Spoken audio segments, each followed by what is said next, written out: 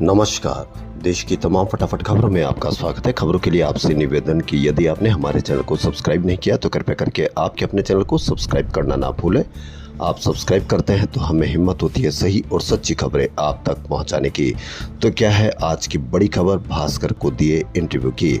जब भी भारत पाकिस्तान का मैच होता है तो मेरा सपोर्ट भारत के साथ रहता था। 1989 के बाद कश्मीर में स्टेट का जुल्म शुरू हुआ तो सब बदल गया। मुझे पाकिस्तान से कोई मोहब्बत नहीं है। जब पाकिस्तान बांग्लादेश नहीं थे तब भी जम्मू कश्मीर था।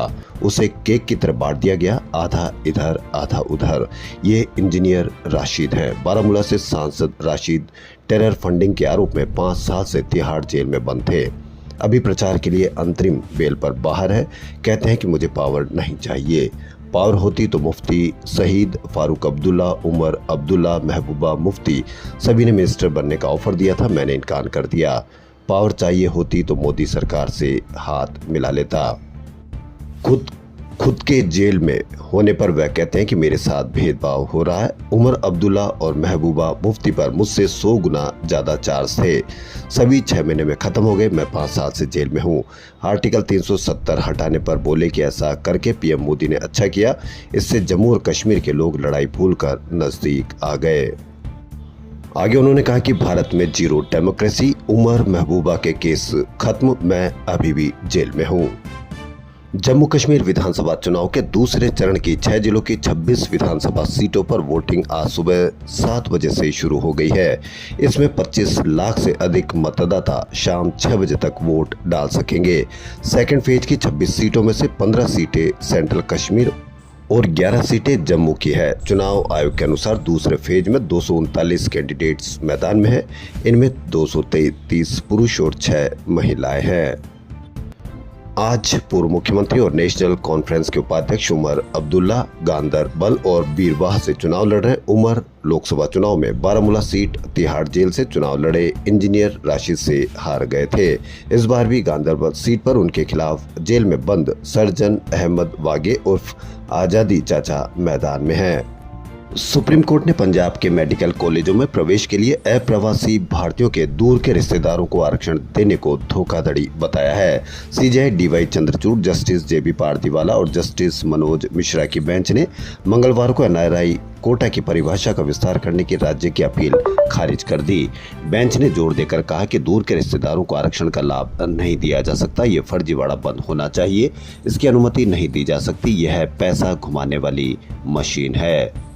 चेन्नई एयरपोर्ट पर आज एक बड़ा हादसा होते हुए टल गया। दुबई जा रहे एक विमान में उड़ान से पहले ही इंजन से धुआं निकलने लगा। जानकारी के अनुसार कल रात चेन्नई दुबई एमिरेट्स फ्लाइट्स के प्रस्थान से पहले विमान के पिछले हिस्से से धुआं निकलने लगा, जिससे वहां अफरा तफरी का माहौल बन गया। हादसे के समय विमान में कोई यात्री मौजूद नहीं था। दरअसल यह हादसा उड़ान भरने से कुछ समय पहले हुआ। जैसे ही चुनाव आए, हरियाणा विधानसभा चुनाव से ठीक 11 दिन पहले आई सरकारी रिपोर्ट कहती है कि 1 साल के अंदर देश में सबसे ज्यादा बेरोजगारी हरियाणा में घटी है। यानी कि हरियाणा में चुनाव और हरियाणा के लिए सबसे बड़ी खुशखबरी। जबकि देखना यह है कि धरातल पर कितनी बेरोजगारी घटी है, इसको आप जरूर देख लें। एयरलाइन कंपनी शंख एयर को देश में परिचालन के लिए नागरिक उड्डयन मंत्रालय से मंजूरी मिल गई है। यह यूपी की पहली विमानन कंपनी होगी। इसका केंद्र लखनऊ और नोएडा में होगा। कंपनी सेवाओं की शुरुआत नई पीढ़ी के बोइंग 737-800 NG विमानों के बेड़े के साथ करेगी। उद्योगपति अनिल अंबानी के बेटे अनमोल अंबानी पर शेयर बाजार नियामक सेबी ने 1 करोड़ रुपए का जुर्माना लगाया है। यह कार्रवाई रिलायंस होम फाइनेंस से जुड़े कॉरपोरेट लोन के मामले में की गई है। रिलायंस हाउसिंग फाइनेंस के चीफ रिस्क ऑफिसर पर भी जुर्माना लगा है। सुप्रीम कोर्ट ने ऑनलाइन आरटीआई पोर्टल स्थापित करने के निर्देशों को न मानने पर सभी राज्यों से जवाब मांगा है। इस संबंध में अवमानना याचिका पर सुनवाई के दौरान बताया गया कि 7 राज्यों और 4 केंद्र शासित क्षेत्रों ने पोर्टल स्थापित ही नहीं किए हैं। अमेरिका की 3 दिन की यात्रा के दौरान प्रधानमंत्री नरेंद्र मोदी न्यूयॉर्क में यूक्रेन के राष्ट्रपति वोलोदिमीर जेलेंस्की से मिले। 23 अगस्त को भी मोदी ने यूक्रेन दौरे पर उनसे मुलाकात की थी। 4 माह के बाद अंतराल के बाद मंगलवार को सोना फिर से अपने उच्चतम स्तर पर पहुंच गया है। इससे पहले 20 मई को शुद्ध सोना इसी भाव बिका था। 20 मई से 26 जुलाई तक 67 दिनों में सोना करीब 9% सस्ता हुआ था, जबकि पिछले 60 दिन में यह करीब 10% महंगा हो चुका है। इससे आम बजट में सोने पर आयात शुल्क में की गई 9% की कमी भी बेअसर हो गई। कमी बेअसर क्यों हुई, किसको इसका लाभ मिला, आप अवश्य इस पर नजर रखते रहें। सुप्रीम कोर्ट ने सभी राज्यों और केंद्र शासित प्रदेशों को स्कूली बच्चों की सुरक्षा पर केंद्र सरकार की ओर से जारी गाइडलाइंस को लागू करने का आदेश दिया है। केंद्र सरकार ने अक्टूबर 2021 में ये दिशा निर्देश जारी किए थे। उनमें स्कूल में स्टाफ का वेरिफिकेशन, सीसीटीवी कैमरों की निगरानी, शिक्षक और अभिभावक की बैठक और सुरक्षा मापदंडों की नियमित अंतराल पर जाँच शामिल है।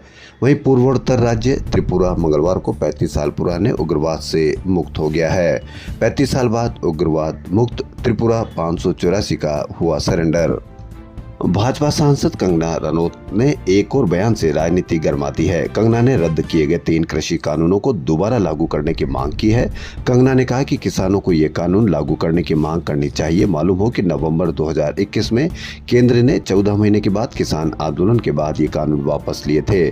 पंजाब भाजपा के वरिष्ठ नेता हरजीत गरेवाल ने कहा कि कंगना पंजाब किसान और सिखों के बारे में बोलना बंद करे। वहीं किसान नेता बलबीर सिंह राजेवाल ने कहा कि उन्हें समझ ही नहीं है। केंद्र सरकार की इंटर्नशिप योजना के लिए आवेदन प्रक्रिया अक्टूबर के मध्य से शुरू होगी। सूत्रों के अनुसार पहले चरण में एआई से उम्मीदवारों को छांटा जाएगा। कंपनियां सूची में से अपने यहां इंटर्नशिप कराने के लिए आवेदक चुन सकती है। समिति में सरकार और उद्योग के प्रतिनिधि होंगे। कंपनी मामलों का मंत्रालय 3 साल के दौरान CSR मद में कंपनियों द्वारा खर्च के आधार पर शीर्ष 500 कंपनियों की सूची को अंतिम रूप देने में जुटा है। आप भी इस पर जरूर नजर रखें। इंटर्नशिप योजना के लिए आवेदन अक्टूबर से होंगे।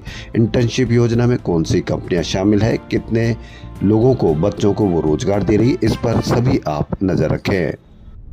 महाराष्ट्र बदलापुर स्कूल यौन उत्पीड़न के आरोपी अक्षय शिंदे को तलोजा जेल से बदलापुर ले जाते समय पुलिस हिरासत में मौत पर महायुति सरकार और विपक्ष के बीच आरोप प्रत्यारोप शुरू हो गए हैं।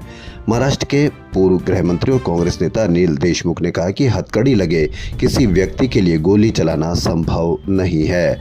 जब अक्षय शिंदे के दोनों हाथ बंधे हुए थे तो वह गोली कैसे चला सकता है। जिस स्कूल की बात हो रही है वह भाजपा नेता का है। इस घटना की जांच हाईकोर्ट के रिटायर्ड जज से कराई जानी चाहिए। वहीं आरोपी के माता पिता ने भी पुलिस के बयान पर सवाल उठाते हुए कहा कि शिंदे की हत्या एक बड़ी साजिश के तहत की गई है। खबरों फिलहाल इतना ही। यदि आपको हमारा चैनल पसंद आए तो लाइक, सब्सक्राइब और शेयर अवश्य करें। धन्यवाद।